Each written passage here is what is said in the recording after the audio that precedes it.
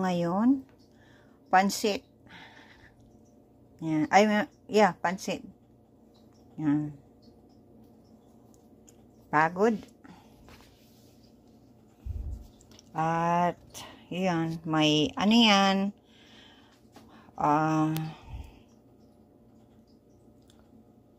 May itlog. Yan. Simpleng ano lang. Sahog. Dito karne. Chicken, tocino. Yan. Yan ang ano yan dyan. Ang sahog dito. Hindi ko na, ano yan,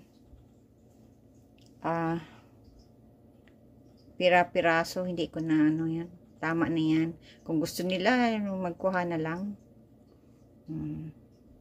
At ito, ayan, may carrot, saka may cabbage. Yan.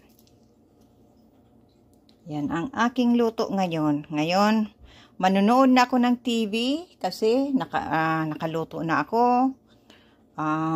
Mayroon ng mixed vegetables, mayroon ng nagluluto ako ng kanin at luto na ito kasi ito ang pinangako ko sa mga anak ko. Yan. Yan. Maano na ako. Punta na sa kwarto ko, mapahinga habang nagkakain ng pansit at manonood ng TV. Yan. Yan ang aking gagawin ngayon. Okay?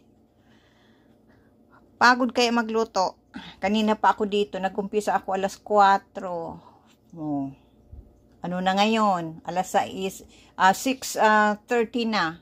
Kalain mo yan. Ilang oras ako dito sa kusina. Nakatindig. Oh my God. Pagod talaga magluto. Kaya, yan. Okay. Yan. Ano na.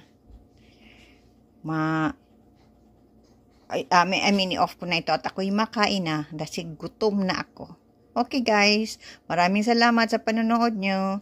God bless everyone.